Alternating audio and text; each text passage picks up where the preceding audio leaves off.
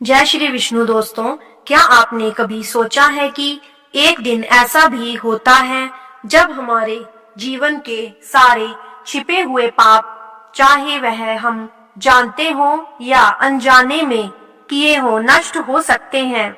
हिंदू धर्म में एकादशी का व्रत भगवान विष्णु को समर्पित होता है, लेकिन पाप मोचनी एकादशी तो अपने नाम की तरह ही सभी पापों को मिटाने वाली एकादशी है।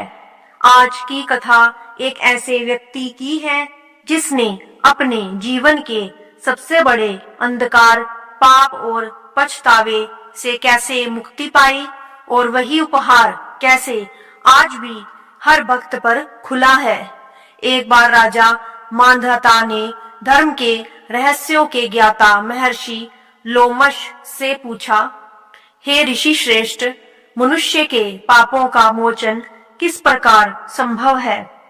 कृपया कर कोई ऐसा सरल उपाय बताएं जिससे सभी को सहज ही पापों से छुटकारा मिल पाए। महर्षि लोमश ने कहा, हे नृपति, चैत्र मास के कृष्ण पक्ष की एकादशी का नाम पाप मोचिनी एकादशी है।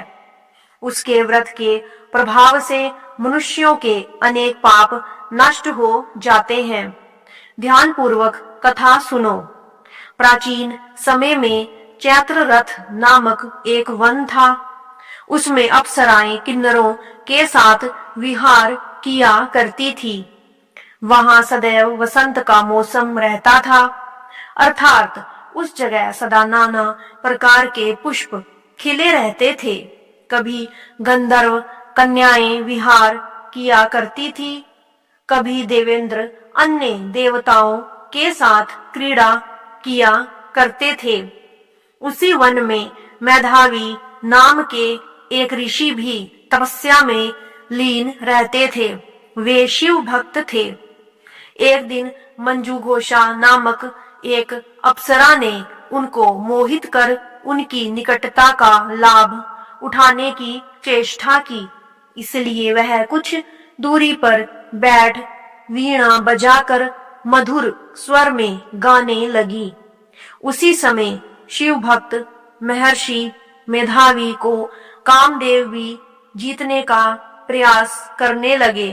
कामदेव ने उस सुंदर अप्सरा के भ्रू का धनुष बनाया, कटाक्ष को उसकी प्रत्यंचा बनाई और उसके नेत्रों को मंजू घोषा अप्सरा का सेनापति बनाया। इस तरह कामदेव अपने शत्रु भक्त को जीतने को तैयार हुआ। उस समय महर्षि मेधावी भी युवावस्था में थे और काफी हृष्टपुष्ट थे। उन्होंने यज्ञोपवीत तथा दंड धारण कर रखा था। वे दूसरे कामदेव के समान प्रतीत हो रहे थे।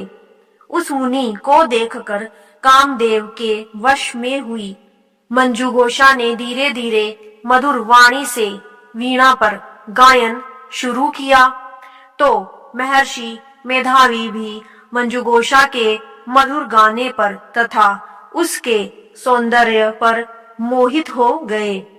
वह अप्सरा मेधावी मुनि को कामदेव से पीड़ित जानकर उनसे आलिंगन करने लगी।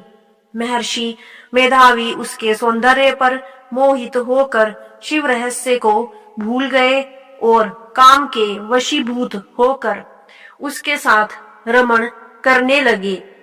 काम के वशीभूत होने के कारण मुनि को उस समय दिन रात का कुछ भी ज्ञान ना रहा और काफी समय तक वे रमण करते रहे। तदुपरांत मंजू घोषा उस मुनि से बोली, हे ऋषिवर, अब मुझे बहुत समय हो गया है, अतः स्वर्ग जाने की आज्ञा दीजिए। अप्सरा की बात सुनकर ऋषि ने कहा, हे मोहिनी, संध्या को तो आई हो, प्रातः काल होने पर चली जाना। ऋषि के ऐसे वचनों को सुनकर अप्सरा उनके साथ रमण करने लगी। इसी प्रकार दोनों ने साथ साथ बहुत समय बिताया। मंजुघोषा ने एक दिन ऋषि से कहा, हे विप्र, अब आप मुझे स्वर्ग जाने की आज्ञा दीजिए। मुनि ने इस बार भी वही कहा, हे रूपसी, अभी ज्यादा समय व्यतीत नहीं हुआ है, कुछ समय और ठहरो। मुनि की बात सुन अप्सरा ने कहा, हे ऋषिवर, आपकी रात तो बहुत लंबी है। आप स्वयं ही सोचिए कि मुझे आपके पास आए कितना समय हो गया। अब और ज्यादा समय तक ठहरना क्या उचित है? अप्सरा की बात सुन मुनि को समय का बोध हुआ और वह गंभीरता पूर्वक विचार करने लगे। जब उन्हें समय का ज्ञान हुआ कि उन्हें रमण करते 57 वर्ष व्यतीत हो चुके हैं, तो उस अप्सरा को वह काल का रूप समझने लगे। इतना ज्यादा समय भोग विलास में व्यर्थ चला जाने पर उन्हें बड़ा क्रोध आया। अब वह भयंकर क्रोध में जलते हुए उस तप नाश करने वाली अप्सरा की तरह भ्रुकुटी तान कर देखने लगे। क्रोध से उनके अधर कांपने लगे और इंद्रियां बेकाबू होने लगी। क्रोध से थरथराते स्वर में मुनि ने उस अप्सरा से कहा, मेरे तप को नष्ट करने वाली दुष्टा, तू महापापिन और बहुत ही दुराचारिणी है। तुझ पर धिक्कार है। अब तू मेरे श्राप से पिशाचिनी बन जा।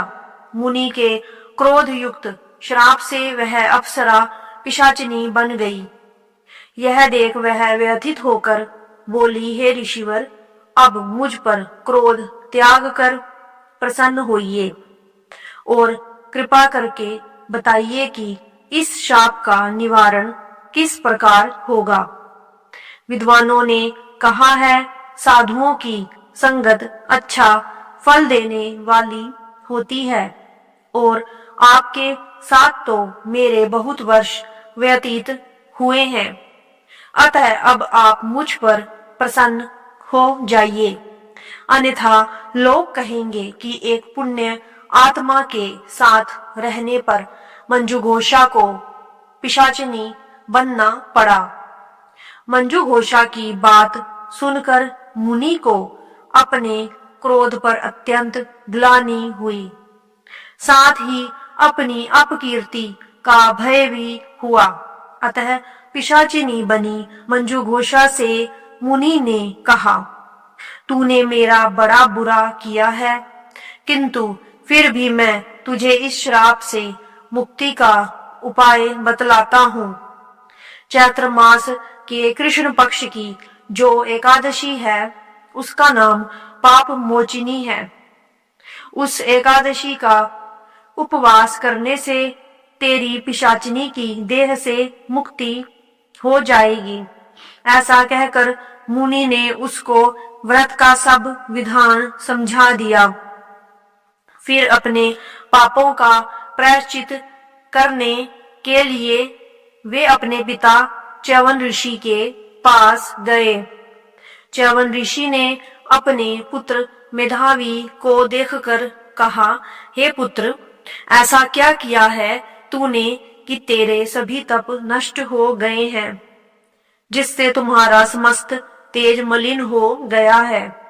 मेधावी मुनि ने लज्जा से अपना सिर झुकाकर कहा, पिताश्री, मैंने एक अप्सरा से रमण करके बहुत बड़ा पाप किया है।